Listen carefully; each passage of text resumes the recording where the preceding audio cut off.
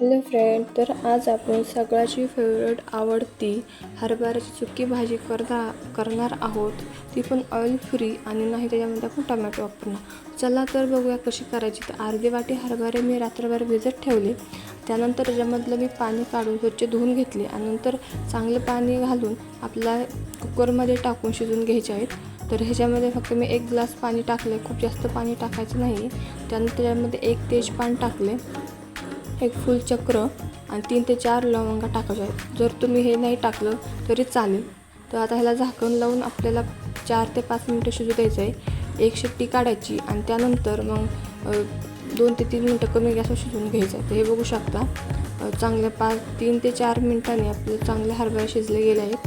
हे बघू शकता चांगले मऊसूत झाले. तर खूप पण असे जास्त खूप ओव्हर कुक नाही झाले. जास्त शिजलं तर एकदम गाळ होतो.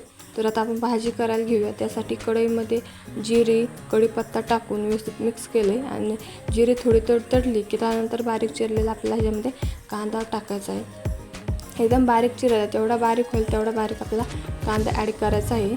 तर कांदा व्यवस्थित आपल्याला मिक्स करून घ्यायचा आहे आणि चांगला परतून घ्यायचा आहे. त्यानंतर इथं मी फक्त लसणाचीच पेस्ट घालत आहे. घरीच आपण लसूण बारीक असा कुटून घ्यायचा आणि इथं 1 चमचा मी लसूण कुटून घेतला आहे आणि त्यानंतर व्यवस्थित मिक्स करायचं आहे. तुम्ही वाटलंच तर खोबरं, आलं, लसूण ह्याची पण पेस्ट घालू शकता. व्यवस्थित मिक्स करायचं आहे. चांगला आपला एकदम लालसर कांदा भाजून घ्यायचा आहे. लालसर कांदा भाजला की ह्याच्यामध्ये आपल्याला हरभरे शिजलेलं पाणी टाकायचं आहे. कुकरमध्ये जे आपण हरभरे शिजवून घेतले त्याचं आपल्याला पाणी, ह्याचं अर्धी पळी मी पाणी ॲड केलं आहे. आता व्यवस्थित मिक्स करायचं आहे आणि त्यानंतर आपल्याला आवडीनुसार मसाले घालायचे आहेत. तर मी इथं घरगुती मसाले घालत आहे सगळे. तर इथं लाल मिर्च पावडर घातली 1 ते 1.5 चमचा. परत थोडासा गरम मसाला, घरी बनवलेला कांदा लसूण मसाला आणि थोडीशी हळद. व्यवस्थित मिक्स करायचं आहे ह्याला. तुम्ही वाटलंच तर ऑइल फ्री नसेल करत, तेल घालून करत असाल तर इथं तेल वापरू शकता आणि परत तुम्ही टोमॅटो पण वापरू शकता. कांदा आता परतला की 1 किंवा 2 बारीक चिरले टोमॅटो घालू शकता. मग तो एकदम भारी लागते खायला भाजी. तर अशी पण छान लागते, पण अजून आपण जास्त वेगळं काही टाकत गेलो तर मग चव अजून वेगळी होते.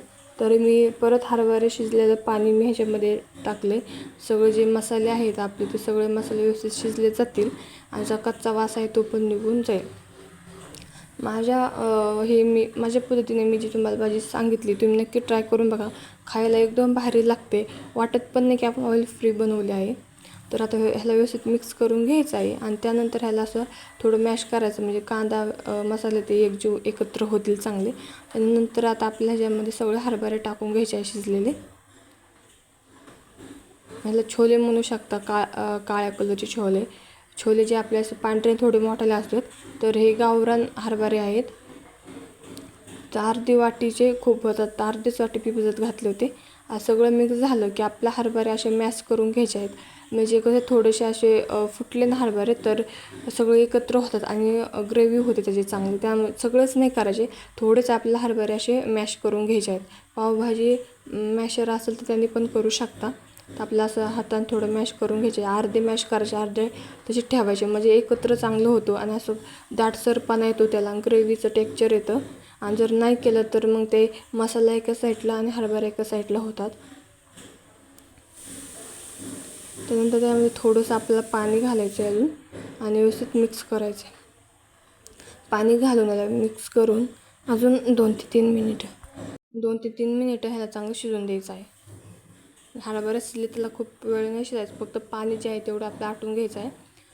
त्याच्यामुळे चवीनुसार आपल्याला मीठ ॲड करायचं आहे.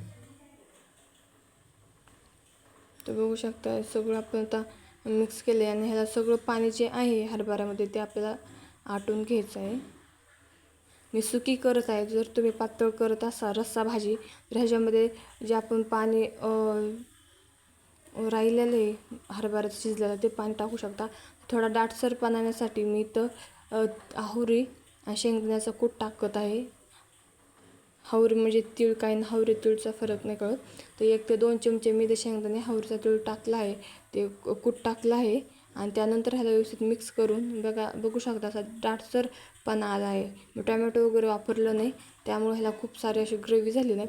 तुम्ही टोमॅटो वापरला तर मग तुम्हाला काही गरज नाही टाकायची. पण जर एकदम तुम्हाला अशी ग्रेव्ही हवी असेल तर तुम्ही शेंगदाण्याचं कूट टाकू शकता. तर मी थोडी कोथिंबीर टाकली. बघू शकता आता आपली भाजी रेडी झाली. आता गॅस बंद करायचा आणि ह्याला व्यवस्थित मिक्स करायचं. आणि जेव्हा आपण खायला भाजी घेऊ तेव्हा वरून मस्त कोथिंबीर, लिंबू, कांदा वगैरे टाकून पण खाऊ शकता. तर बघू शकता आता आपली भाजी रेडी झाली आहे. तर हे बघू शकता मस्त किती भारी टेक्स्चर आलं आहे. एकदम असं ग्रेव्हीसारखी वाटत पण नाही की ऑइल फ्री भाजी. फक्त 2 ते 3च आपल्या घरगुती जे आपण मसाले वगैरे असतात ते वापरून बनवला आहे. तर तुम्हाला हा व्हिडिओ कसा वाटला मला कमेंटमध्ये नक्की सांगा. आणि तुम्ही पण एक वेळेस ही भाजी नक्की करून बघा.